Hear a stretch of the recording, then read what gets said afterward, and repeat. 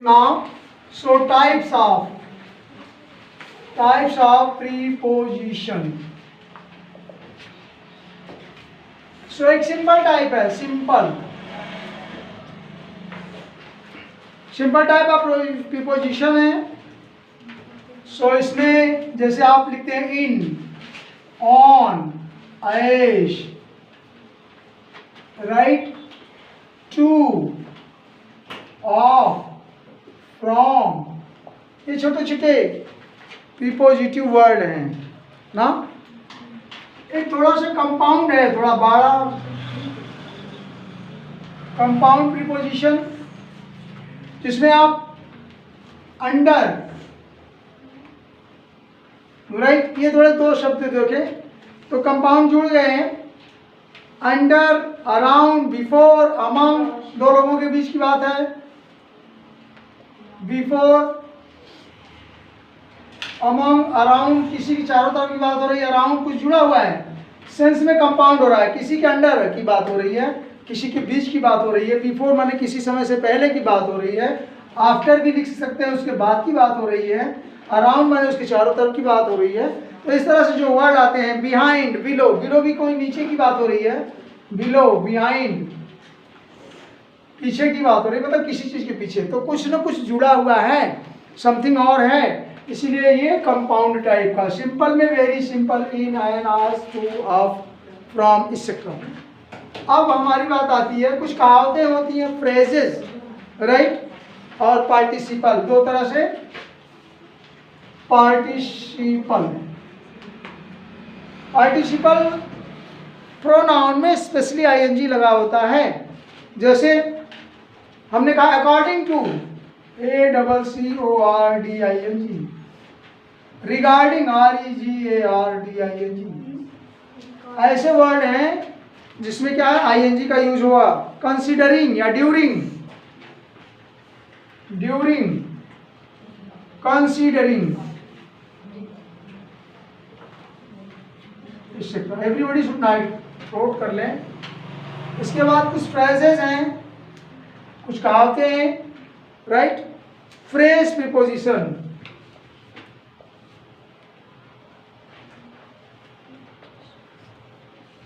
Phrase preposition में कुछ कहावत आती हैं. जैसे हमने कह दिया आप लोग, आई एम प्राउड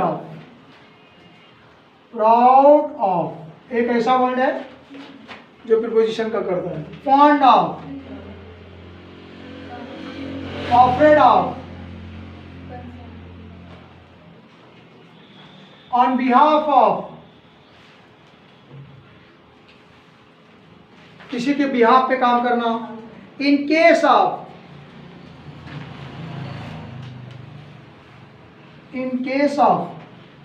राइट. और किसी की बात करते हैं, इन ऑर्डर टू.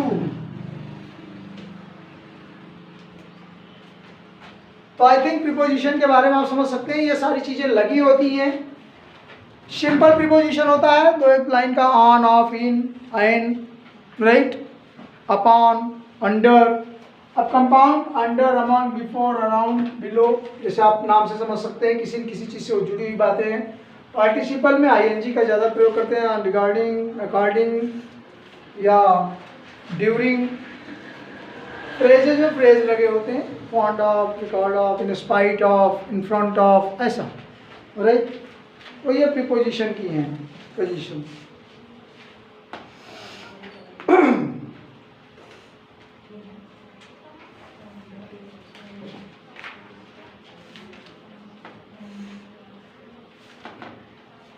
ठीक है, I think this is sufficient. इतना लिख लिया, जान गए. थोड़े एग्जाम्पल से देखते हैं कि पोजीशन कहाँ होती है या प्रीपोजिशन को हम रखते किधर हैं, right. So position of preposition रखते कहाँ है विशेषकर,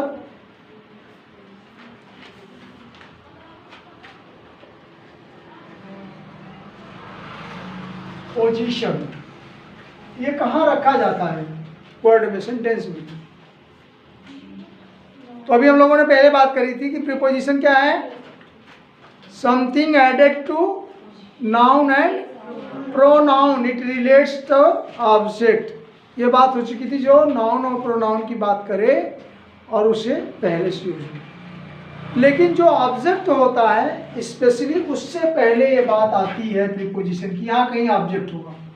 ऑब्जेक्ट का मतलब समझ गए, सेंटेंस के दो पार्ट सब्जेक्ट और प्रेडिकेट होते हैं। प्रेडिकेट के पार्ट में ऑब्जेक्ट आता है।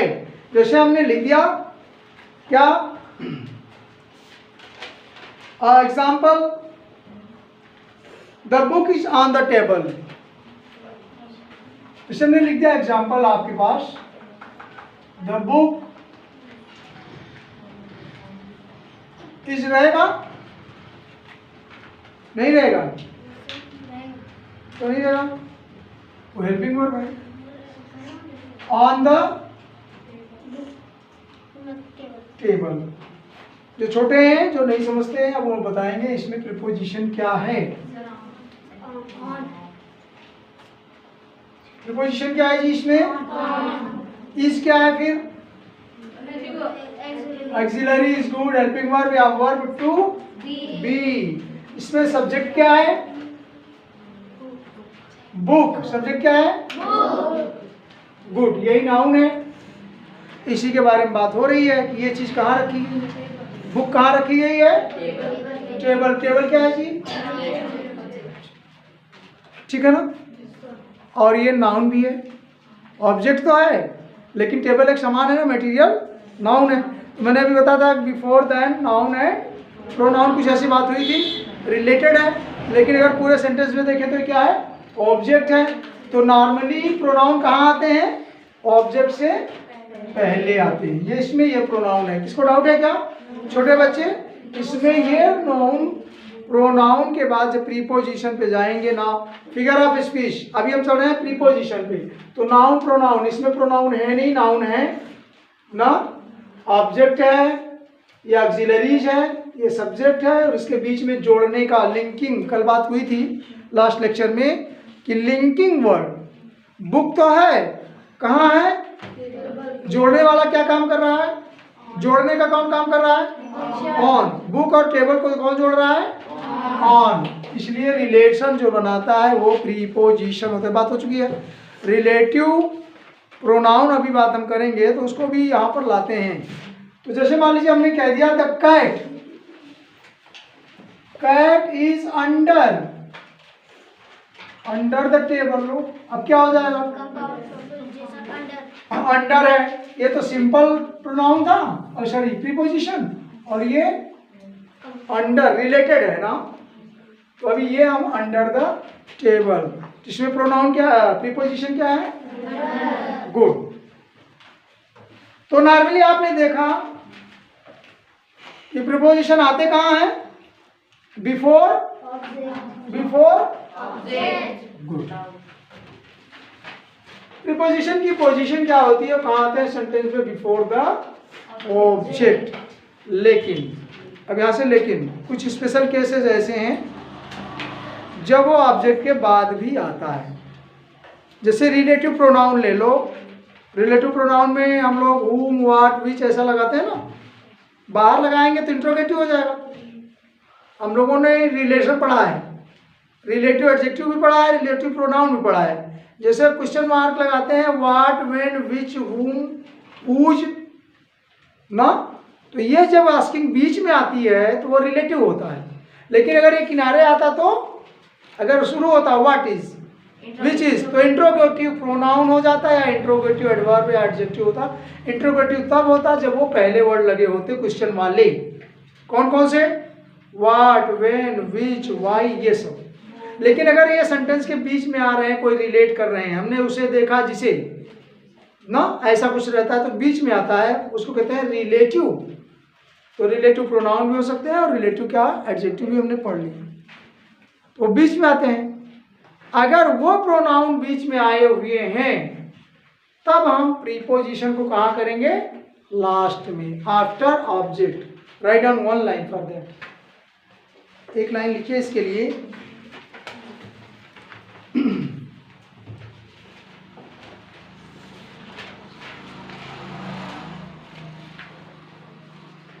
If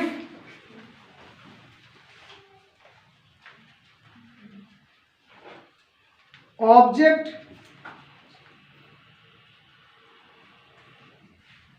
if object is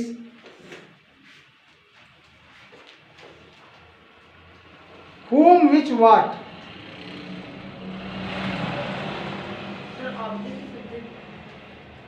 नहीं, अगर ऑब्जेक्ट whom which what है कैसे होगा अभी बताते हैं। ऑब्जेक्ट अगर हमारा हो गया क्वेश्चन मार्क वाला, विच आ गया, वाट आ गया, वाई आ गया, देन प्रीपोजिशन आएगा लास्ट में after object, then preposition will come at last. At last मतलब आफ्टर द ऑब्जेक्ट, लास्ट में। Example, the man, that is the man whom we were looking for.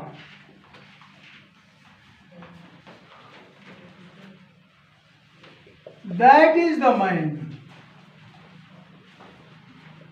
whom we were looking। अब एक बात आता है, preposition कौन है इसमें? फॉर प्रीपोजिशन है। कहाँ आया? इसमें ऑब्जेक्ट क्या है भाई? ऑब्जेक्ट क्या है? किसके बारे में बात हो रही है? सब्जेक्ट कौन है? हाँ, दैट सब्जेक्ट हो ही नहीं सकता। दैट मैन, ये आदमी सब्जेक्ट है, सब्जेक्ट तो ये है। इसमें ऑब्जेक्ट क्या है? मैन, जिसको हम देख रहे हैं, जिसको हुम, ये है इसमें ऑब्जेक्ट।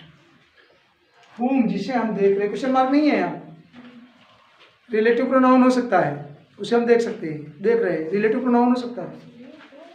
ऑब्जेक्ट यहाँ तो हुम ही, वही आदमी है ना, और आदमी के लिए ये आया है हुम, सब्जेक्ट ये आदमी है और यही इसके लिए ये आ रहा है ऑब्जेक्ट, उसे हमने देखा। वी आर लुकिंग फॉर, तो इसको जोड़ने के लिए क्या वर्ड आ रहा है? फॉर। और फॉर कहाँ आया? After object. और ये है क्या? प्रीपोजिशन। अभी देखो प्रीपोजिशन उस दिन हमने बताया था, position before noun and pronoun, ये बात आ रही थी ना। अभी ये कहाँ चला गया? After the object. तो ये तो आपको स्पेशल पोजीशन को लर्न करना पड़ेगा। कुछ डाउट है क्या इसमें? कंजक्शन का वर्ड है, दो सेंटेंस जोड़ रहे हैं। नाउ नेक्स्ट इज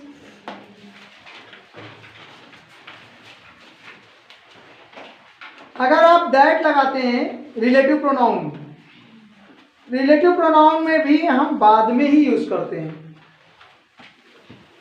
पोजीशन, ये तो यहीं पर देख लिया आपने, रिलेटिव प्रोपोजिशन है। अगर हम रिलेटिव प्रोनाउन ले रहे हैं, in case of relative pronoun कौन सा है? जैसे दैट लग गया ना, रिलेशन में आपको लग गया understood, right. whom, which, what, when, जैसे अभी लगा था, ये सब रिलेशन बनाते हैं ना बीच में।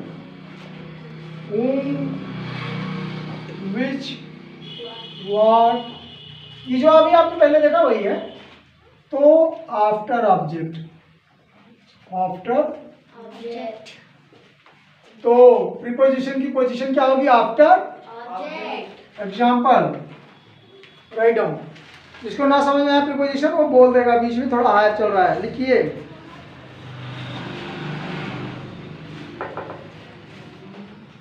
वो जो पहले हमने बना दिया, this is the man that we were looking for.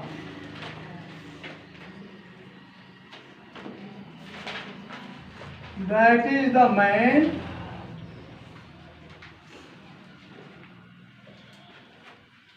that that we are looking for, that is the man, या दिस इज द कर दो, अभी समझ में आ जाए। This is the man that we were looking, ये प्रीपोजिशन है। और रिलेटिव प्रोनाउन इसमें क्या है, जरा कोई बताएगा?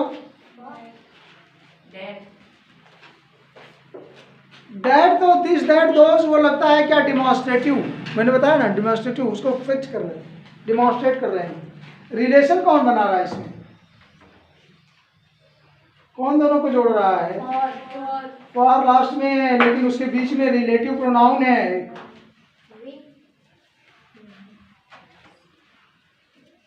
रिलेटिव प्रोनाउन क्या होता है? दो सेंटेंस को आपस में जोड़ता है, प्रोनाउन की तरह कार्य करता है।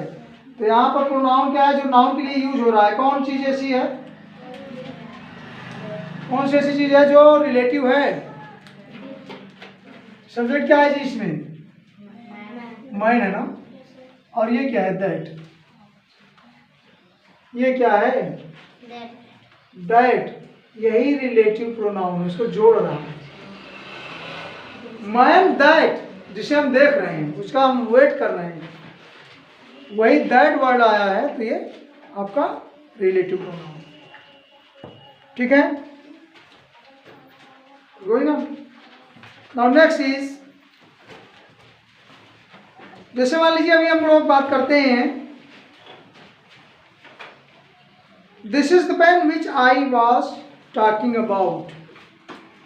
इसमें बताइएगा, दिस इज द पेन, ये वही पेन है ना? दिस इज द पेन जिसके बारे में बात करें, विच इज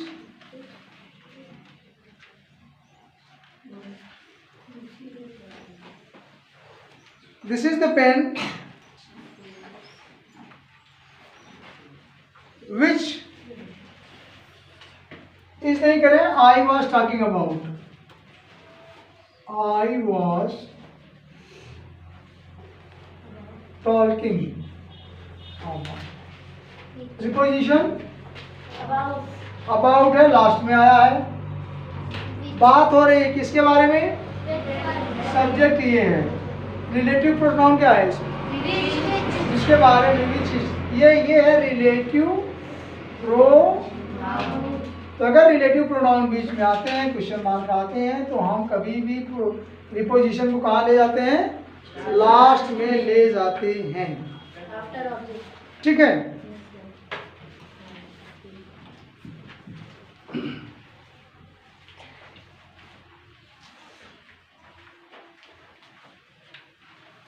एक मैं इनकरेक्ट सेंटेंस देता हूं, उसको आप जोड़िए प्रीपोजिशन के साथ। He has been thinking and looking for you.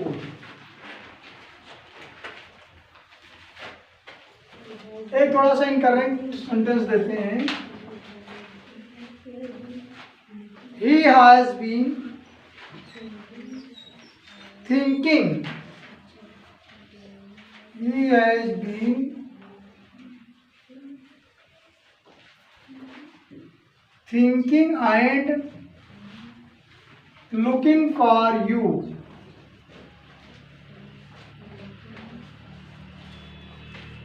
Preposition for. Where is thinking and looking for? ठीक,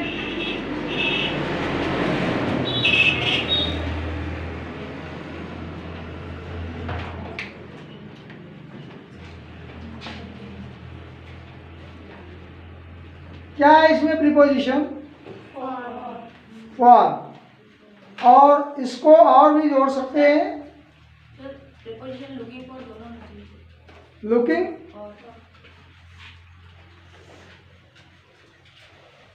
लुकिंग तो ठीक है, लेकिन अभी फॉर इसमें लगेगा। टॉकिंग जैसे करते हैं वो कर सकते हैं, टॉकिंग अबाउट। तो इसमें हम कहते हैं, इसको रिलेट कर दीजिए, एंड की जगह कुछ और रख सकते हैं।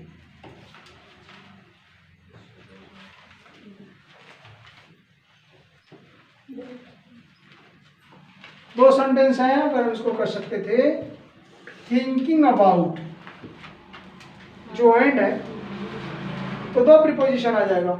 एंड तो सिंपल कनेक्टिंग वर्ड है ना, ये कंजक्शन हो रहा है, कंजक्शन वर्ड जानते हैं ना, कनेक्ट करना, एंड, बट, व्हाट, बिकॉज, ये सब। लेकिन अगर हम इसको प्रीपोजिशन लगाना चाहें जोड़ने के लिए, तो कौन सा वर्ड आएगा? अबाउट। तो he has been thinking about, इसके बारे में, you. He has thinking about you, और ये करेक्ट वर्ड हो जाते हैं। आप उसके बाद में दूसरा लगा दीजिए, and looking for you, and looking for. इसमें दो वर्ड हैं, दो सेंटेंस थे, थिंकिंग अबाउट एंड लुकिंग। तो दो बातें, एक तो थिंक कर रहा है, दूसरा इनको कनेक्ट करने के लिए एंड आया था, ठीक है। लेकिन इसमें भी एक अलग प्रीपोजिशन आप लगा सकते हैं, थिंकिंग अबाउट, ये एक सेंटेंस है, और फिर लुकिंग फॉर। तो दो प्रीपोजिशन का यूज है, एक तो अबाउट और दूसरा फॉर। डबल कहाँ? हाँ चलेगा, एक दो बार, ये सेंटेंस अलग हो गया, ये सेंटेंस अलग हो गया। मेरे कहने का मतलब, अगर आप कनेक्ट कंजक्शन करते हैं तो सेंटेंस को एक करते हैं, लेकिन अगर कंजक्शन नहीं कर रहे हैं, एंड तो कर रहे हैं, लेकिन इसमें दो सब्जेक्ट हो सकते हैं, तो दो प्रीपोजिशन भी आएंगे। दो प्रोनाउन है, दो प्रीपोजिशन ले सकते हैं। आपके बारे में सोचता है और आपको देखता है। सिंथेसिस करेंगे, यू हटा देंगे, तब यही सही रहेगा। प्रीपोजिशन में हम दो जगह प्रीपोजिशन ले सकते हैं, तीन जगह, हर सेंटेंस के लिए अलग अलग प्रीपोजिशन। नाउ नेक्स्ट इज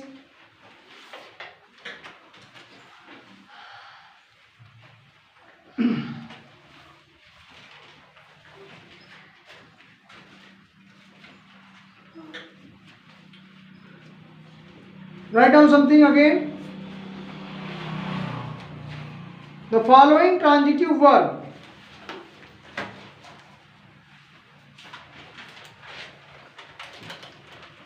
कुछ ट्रांजिटिव वर्ब हैं, आप जानते हैं ट्रांजिटिव और इंट्रांजिटिव। इंट्रांजिटिव को नॉन फिनिट बोलते हैं ना, राइट। जैसे कुछ हैं, ask, enter, inform,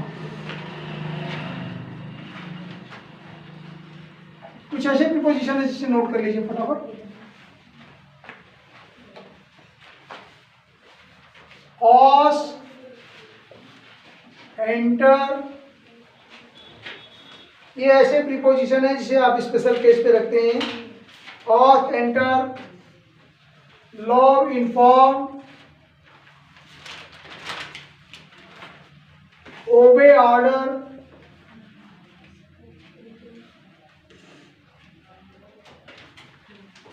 resign, reach,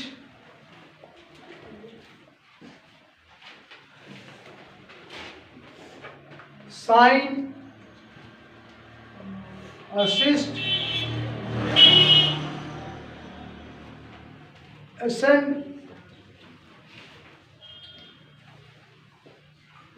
ascending order, descending order आपने पढ़ा है।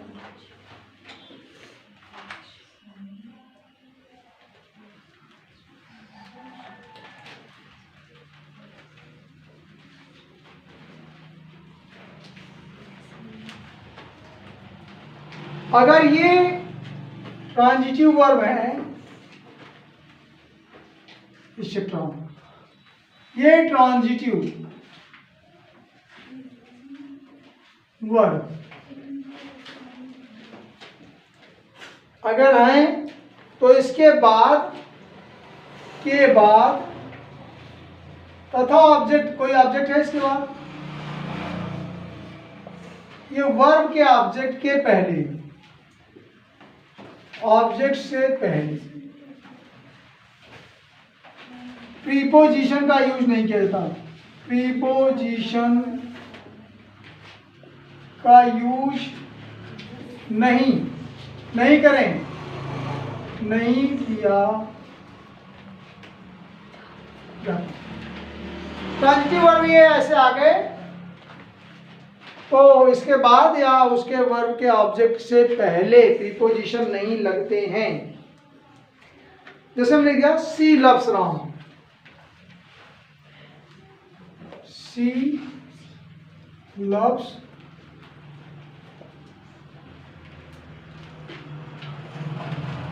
ये ट्रांजिटिव वर्ब है, कौन सा? इसमें वर्ब क्या है? लव्स। ट्रांजिटिव है, सिक्वलिटी है। तो इसके पहले इन, आइन, टू, ऑफ, अंडर, एज ये सब नहीं लग रहा है। ऑब्जेक्ट क्या है? सब्जेक्ट। तो इस वर्ब के बाद या उस ऑब्जेक्ट से पहले, ऑब्जेक्ट से पहले प्रीपोजिशन का यूज क्या क्या प्रीपोजिशन लगा है? He loves to Ram, he loves of Ram, to Ram भी नहीं कर सकते क्योंकि ये वर्ब कैसे हैं? Transitive verb. बात समझ आ रही क्या? तो इसमें प्रीपोजिशन क्या है? कोई प्रीपोजिशन नहीं। Now next is I asked him to go there, I asked him to go। इसमें प्रीपोजिशन क्या है? टू। ऑब्जेक्ट क्या है? देयर है ना। इसके पहले गो है वर्ब ना, ये वर्ब के पहले है, ऑब्जेक्ट से पहले नहीं है। ये प्रीपोजिशन वर्ब से पहले, ऑब्जेक्ट से पहले नहीं है। ये आस्क क्या है?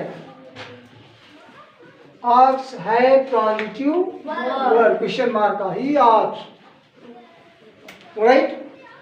तो ऐसे कंडीशन में भी प्रीपोजिशन कहाँ है वो देख लीजिए। He obeys his parents।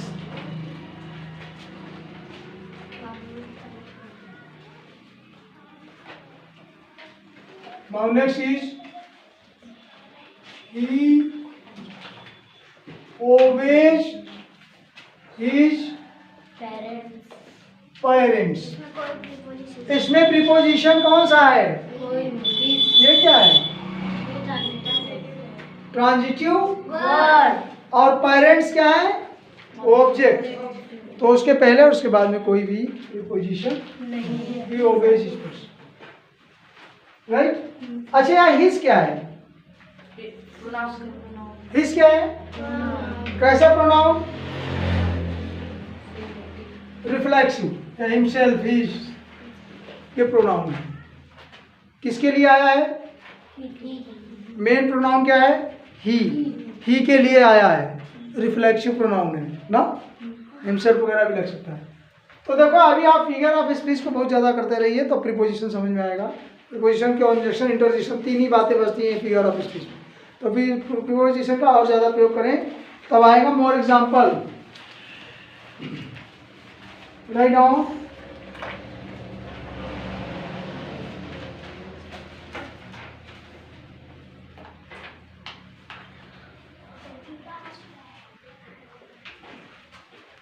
देखो दो चीजें, टाइम और डेट के लिए क्या यूज किया जाता है प्रीपोजिशन में। अब थोड़े कुछ important parts and their use, ध्यान से सुनिएगा, थोड़ा और important. So more about preposition. अगर आप टाइम ले रहे हो और डेट ले रहे हो तो कैसा प्रीपोजिशन आएगा? टाइम से पहले कैसा प्रीपोजिशन आता है जी? एट, ठीक है ना। और डे के लिए ऑन, और मंथ और ईयर के लिए इन। टाइम, डेट, मंथ, ईयर, ये चार सब समय के ही सूचक हैं, टाइमिंग के ही हैं। अगर हमने कोई टाइम लगा दिया बजे का, 8 लगा दीजिए, 8 4 o'clock, 8 morning, 8 evening, afternoon, at 3 o'clock in the morning, at 4 PM, 3 AM, ऐसा। तो क्या लगता है टाइम के लिए? एट। डेट के लिए on Sunday, Monday and Tuesday, समझ रहे हो ना? Yes. जहाँ सेंटेंस में संडे, मंडे, ट्यूसडे आता है, कोई दिन आता है, दिन का नाम आता है, तो ऑन लगेगा। इसी तरह से मंथ आता है इन। या ईयर आता है तो In. इन लगेगा। इन फरवरी, इन अक्टूबर, इन जुलाई, ऑन जुलाई नहीं कह सकते, 8 जुलाई नहीं कह सकते, तो मंथ का नाम आता है तो इन लगेगा। और अगर मान लो 2022 की बात हो तो इन लगेगा। मतलब ईयर मंथ में इन, डेट में ऑन और टाइम में एट। इतना बात ध्यान रखिए। चलिए जरा करिए करेक्शन, लिख रहा हूं।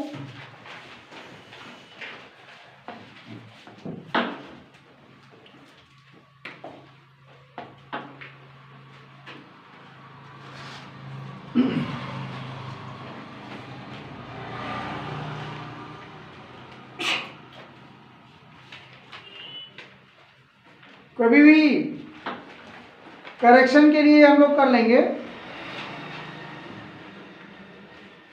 On Monday,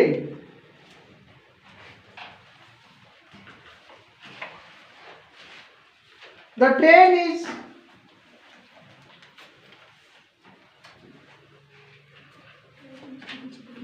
is expected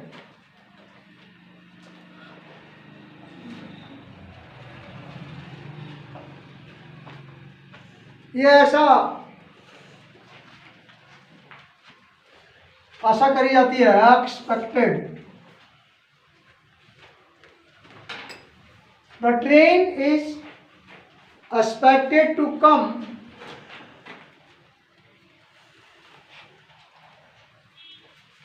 seven o'clock, right? क्या होगा जी?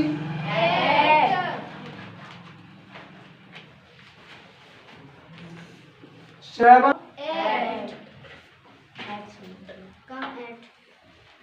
7 o'clock ऑन ट्यूसडे। ये भी बढ़ा सकते हैं ना?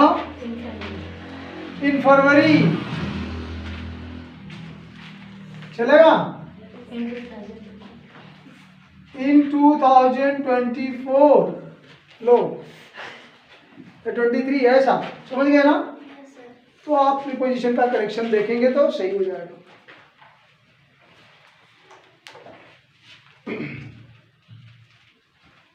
अब हम लोग इन और इनटू का कैसे यूज करते हैं?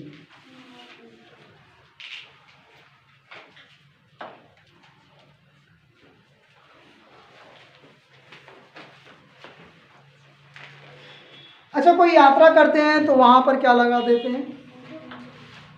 इनटू नहीं। ट्रेवल करने के लिए, जैसे बस से, गाड़ी से, ट्रेन से, मान लीजिए हमने बस लगा दिया, बस से जा रहे हैं, ट्रेन से जा रहे हैं, एरोप्लेन से जा रहे हैं, नो? तो जितनी भी ट्रेवल की बात करते हैं तो क्या लगाते थे? लेकिन अगर घोड़े से जा रहे हैं तो साइकिल, हाँ, और साइकिल से जा रहे हैं तब,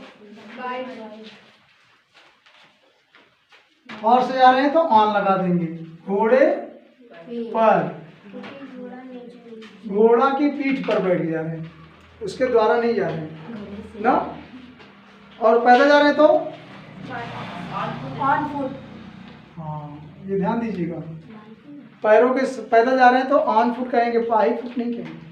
ये बहुत सारे करेक्शन आते हैं फुट के लिए, बहुत ज़्यादा। हॉर्स आ गया, पाई तो आसान दिखता है चलने में, लेकिन जब आप पैदल चल रहे हैं तो ऑन फीट या ऑन फुट कहेंगे, बाई फुट नहीं कहेंगे, राइट? और ऐसे घोड़े पर सवार होकर जा रहे हैं, ऊंट पे सवार हो जा रहे हैं, गधे पे जा रहे हैं तो ऑन। और मान लीजिए आप साइकिल से जा रहे हैं स्पेशली तो बाईसाइकिल उसका नाम ही है, इसमें ऑलरेडी एक बाई लगा हुआ है, तो यहाँ पर भी क्या आएगा? ये बहुत ध्यान दीजिए, साइकिल पर लोग चढ़ते हैं ना उसके ऊपर हो जाते हैं। बस पे जाते हैं तो बस की छत पे नहीं बैठते ना, ट्रेन में जाते हैं ट्रेन की छत पे नहीं बैठते, लेकिन साइकिल पे क्या करते हैं, साइकिल की मुंडी पे बैठते हैं। तो इसलिए ऑन, समझ गए? ऑन बाइक इवन आज बाइक पे चल रहे हैं तो कहाँ, बाइक के शरीर पे चढ़ रहे हैं, तो आर्च की तरह हो गया। और किसी कंट्री में पहुंच रहे हैं तो कंट्री,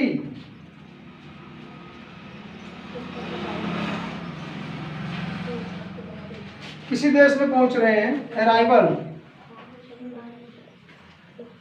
किसी कंट्री में जा रहे हैं या किसी नगर में, ये करेक्शन में आएगा, कंट्री में जा रहे हैं टाउन में।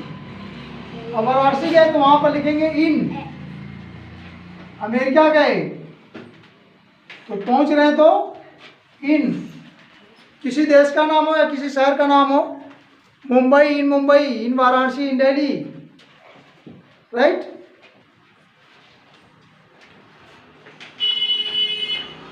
Now next is arrive in country, town हो गया, लेकिन कोई पोजीशन हो रही है तो आइट लिख देंगे। Arrival in country and town, ध्यान दीजिएगा, लेकिन अगर प्लेस है, स्टेशन जैसे बस स्टॉप है ना, या टेम्पल है, कोई प्लेस की बात आ रही है, प्लेस तो कंट्री भी है टाउन भी है, लेकिन स्पेशली जैसे है होटल है, थिएटर है, ये सब जगह पहुंच रहे हैं तो आपको क्या आ जाएगा, आइट। ध्यान दीजिएगा सबको कैसे आइट यूज करते हैं।